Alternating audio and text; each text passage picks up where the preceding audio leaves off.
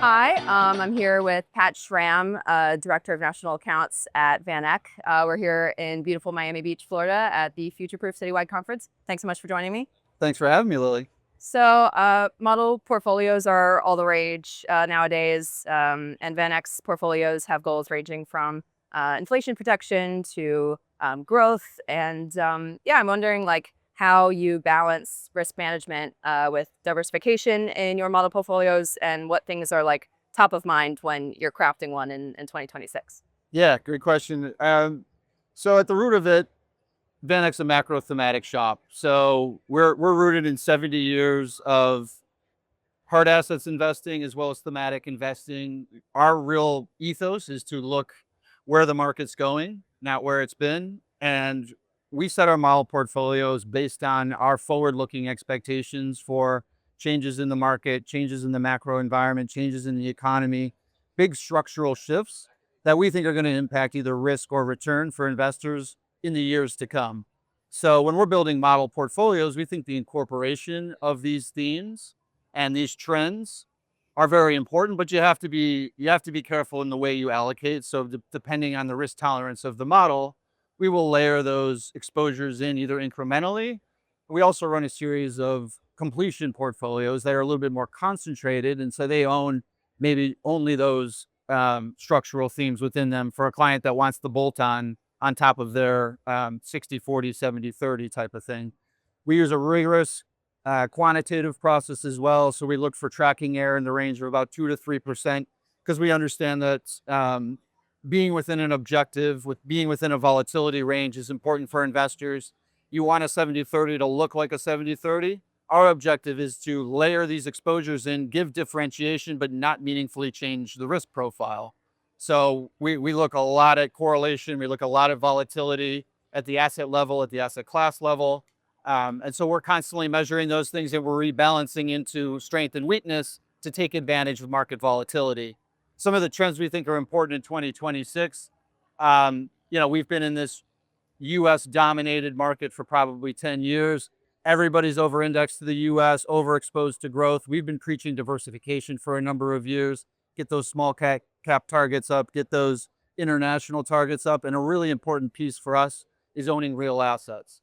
There's a lot of reasons for it. We can get into them. Happy to talk about it, but they act as both an upside participant, but as well as a downside hedge and a great diversifier.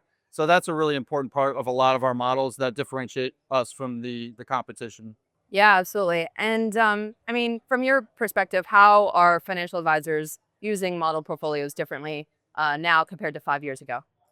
Yeah, model portfolios have changed a lot, and really what we're seeing now, with AI, with better tools, with better technology, we're seeing a lot more customization. 5 years ago was really about competing off the shelf. It's our model versus your model. We're in the same sandbox, but now it's really having thoughtful conversations with advisors who have concentrated positions, have embedded gains, want to keep a position, want to work out of something over time. So it's tax transitions, it's keeping specific situation or specific positions that they like and want to have. So that level of customization, and that's our ability to talk to clients on a one-on-one basis versus mass marketing a model to a broader audience. You're seeing alternatives come in. That's another piece. So new vehicles are entering the model portfolio ecosystem. And the other interesting trend we're seeing is models are really moving up market. Model portfolios used to be for the 50 to $100 million RIA that didn't have a CFA or an investment committee on staff, and so they kind of had to outsource. Now you're seeing the 10 billion, $20 billion RIAs use model portfolios to free up the bottom 20% of their books, so their advisors can focus on growth. And that's a really important trend, and we're seeing model portfolios grow because of that. Yeah, definitely. In VanEck's 2026 outlook, you frame the investment environment around debasement, digitization, and decarbonization. And so I'm wondering how those themes translate to concrete allocations for clients. Yeah, yeah. Those have been themes for us. As I mentioned at the beginning, we look at long-term structural trends. What is going to reshape markets? What is going to change both the investing landscape from an opportunity and a risk standpoint over time?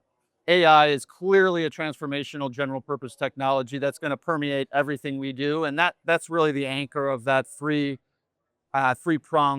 outlook. So digitization is clearly the outgrowth of AI as a general purpose technology. It's going to touch a lot of sectors and industries. We look at it in a three-phase model. We could certainly talk a little bit more about that.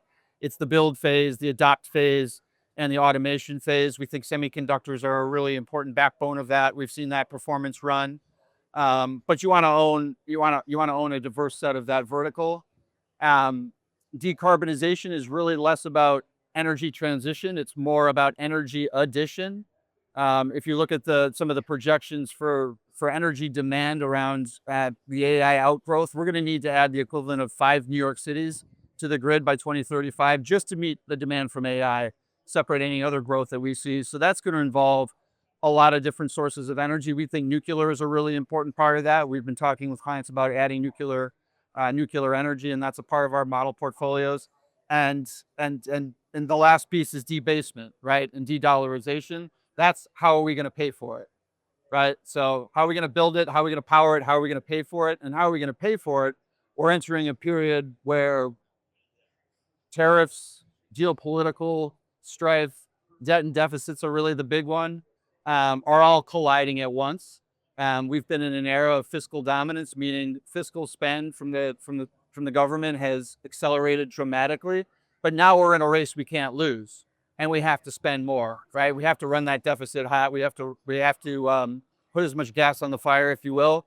It's potentially inflationary. We have things like conflict overseas, which is starting to become more of a story. Gold and real assets are both a hedge against those things, but as well as an upside participant, as we've seen over the last couple of years. Yeah, absolutely. And to kind of build on what you mentioned about AI, obviously adoption is, reaching record levels. So how is VanEck, managing its exposure to AI and its products? Yeah. I mentioned it briefly earlier. So we view AI in a three-phase schematic. So it's really it's build, adopt, and automate. Really, that's the way we look at it. The build phase is where we've been for the last couple of years. This is the hyperscalers, in the AI spending arms race. CapEx accelerates dramatically. High CapEx is very good for GDP.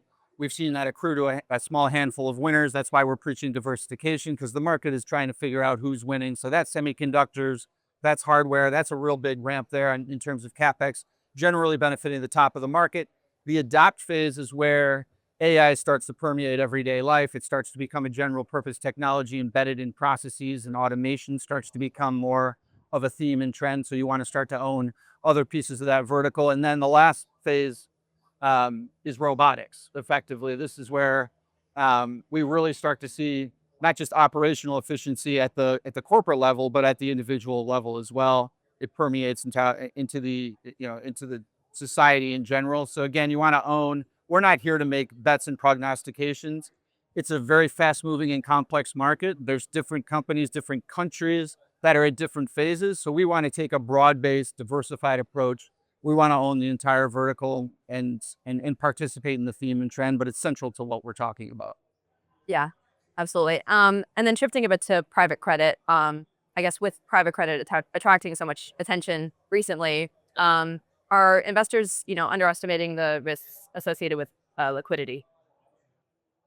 Yes, in some cases, I think they are. If you back up, 5, 6 years already now to COVID, right? We had a pretty substantial confluence of events, right? The pandemic aside, we had interest rates drop to zero. We had 40% of the M2 ever created injected into the system. So massive monetary expansion. You had a deregulation trend coming in, right? And opening up access. And by the way, you've got baby boomers with $70 trillion balance sheets. What does this all mean? Private credit, private investments. If you tell a pre-retiree or retiree, I've got something that pays you a 10% coupon with a 15% IRR with a 4 to 5 volatility, that's a very attractive value proposition. You also had the private managers moving into the retail space, looking for new avenues of growth. So this confluence of events, I think, really pushed, a lot of capital into the private credit space. Um, Naturally, as a cycle matures, you start to see liability management exercises, which is a fancy term for defaults, start to pick up. We've seen that on an idiosyncratic basis. So I think personally the issue more today is with the investor base versus the investments themselves. And what I mean by that is I think not that they were sold improperly, but I think naturally retail investors who are a very large pool of capital now have higher liquidity needs, shorter time frames, and they're a little bit more emotional and subject to news flow. They see, private credit redemptions on TV, and all of a sudden a game of musical chairs comes into their head. They don't want to be the last one without a chair. And so it's a feedback loop where they all run for the exits. And so when we look at through the balance sheets and income statements and loans, in aggregate, the industry is not in bad shape. But when you have these periods where everybody is trying to get liquid in a market that frankly isn't that liquid, when they tell you can redeem 5% once a quarter, that's not a liquid vehicle. So we're learning, we're growing up. But again, I don't think there's a systemic issue. I think there just needs to be a little bit more education. I think it's more the investors than the investments themselves. Absolutely. Well, perfect. I mean, thank you so much for joining me. Pleasure. Hope you have a great rest of your conference, and visit thedailyupside.com for more conversations like this one.